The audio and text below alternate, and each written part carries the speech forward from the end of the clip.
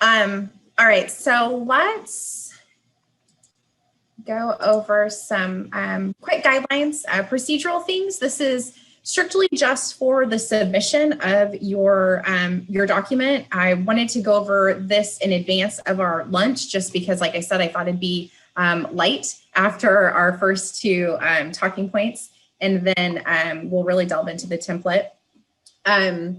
I would ask that the program review reps who are on the committee, and also obviously Susie, if you want to add anything, please feel free to jump in. I just kind of wanted to do a quick timeline so folks are aware of, what the next semester, 2 semesters really look like for them in terms of program review. And also if you have questions, jump in. So all of you are doing your training today. But I know that some folks have writers who were not able to attend today. You want to make sure that if those folks will be doing a huge portion of the program review, that they are trained before January 29th. The program review committee recommends this simply because it gives you sufficient amount of time to start working on your document prior to the rough draft due date, which I'll get to in a second.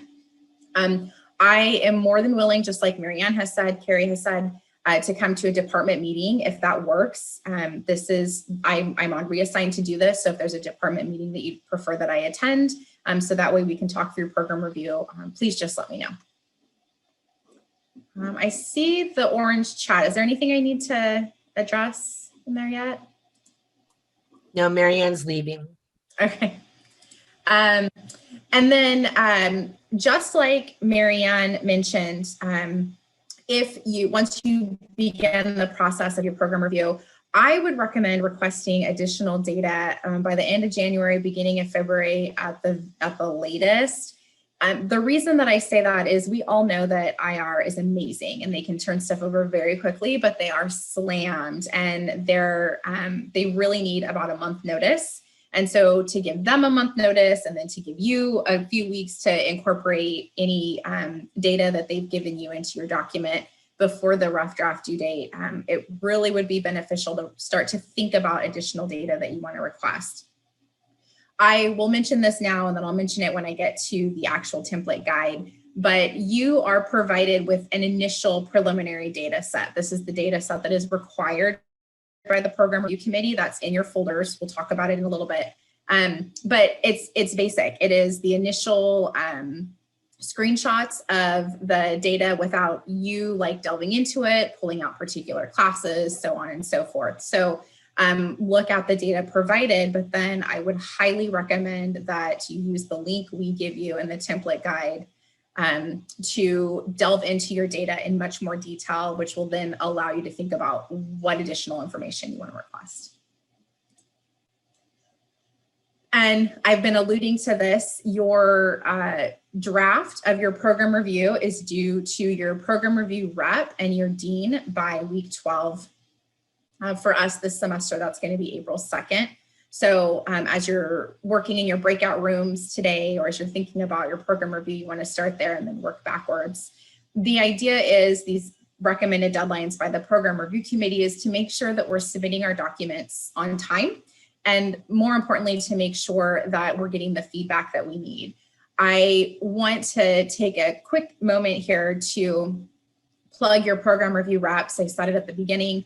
But I want to reiterate, these folks take time to give you very, very meticulous feedback on your documents with the intention of making the process as smooth as possible for you. So you want to give them the time to give you feedback, and then you want to take the time to incorporate their feedback.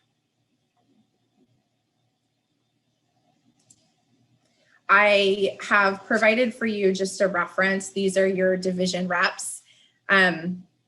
So you can find your division and then find the person who is going to represent you on the program review committee. As always, you can send questions to me, but I typically, when I respond, I copy your program review rep because they really need to be in the loop on all of these discussions. And then, so after you submit your rough draft to the dean and to your program review rep, you want to incorporate the feedback from them. So you have since you're writing in spring, you essentially have the rest of the spring semester and potentially, summer if you work on it over summer, to incorporate the feedback that they've provided for you. And then you want to submit your final draft to me by the 3rd week of this presenting semester, which for you is going to be August 27th, fall. When you submit your final draft to me, I'll send you confirmation of the date that the committee will review your document.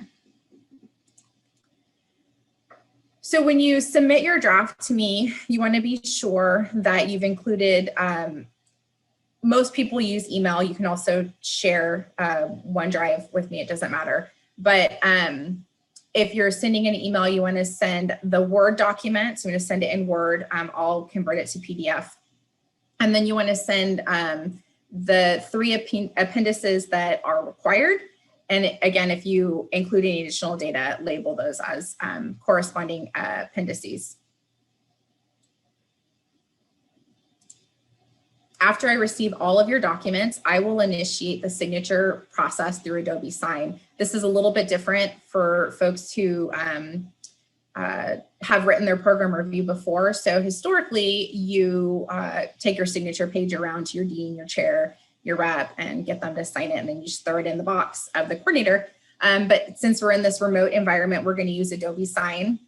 Rather than me do a training session on Adobe Sign, I figured I would just do it.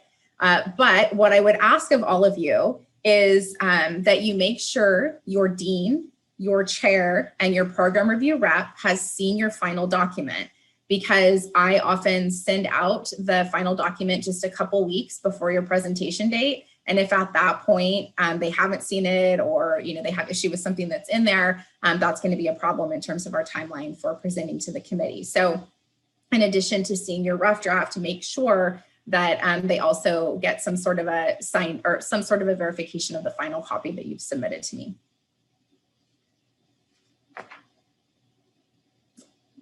Questions so far?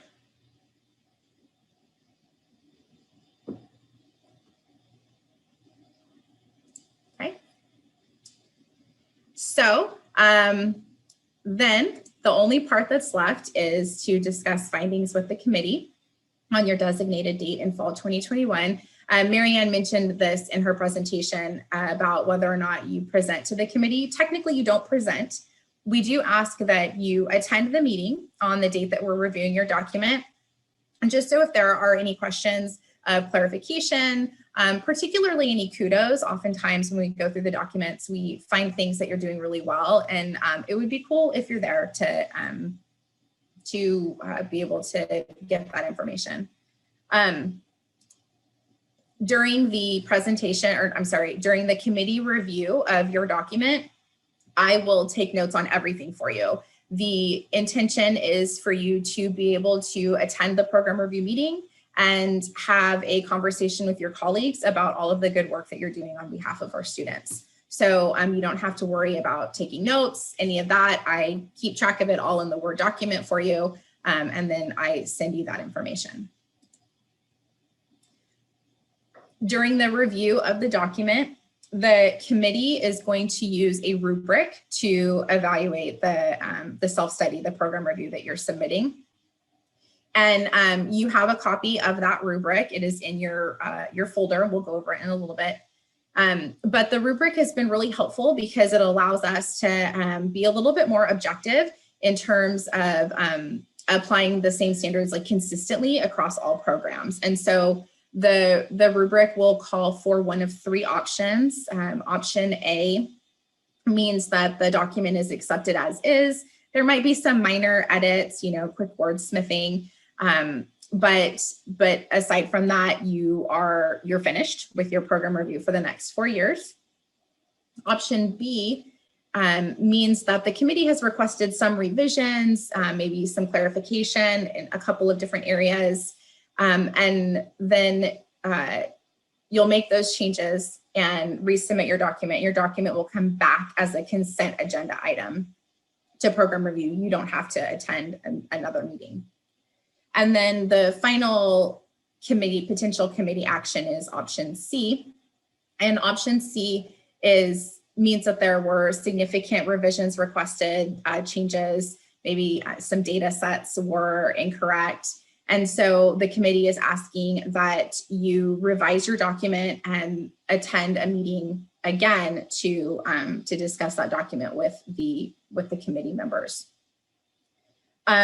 The dates for when you would resubmit kind of depend on when you do your original presentation to the committee. So like, for example, if you come to the committee in November and we review your document at that point and some major changes are requested, obviously you're not going to be expected to make those revisions immediately. We will ask that you come back in spring and with those changes. So there's a little bit of flexibility in terms of options B and C in terms of when you would submit a revised document and return to the committee if necessary. I think that is it for procedural things. Committee members, do you have anything that you want to add to that?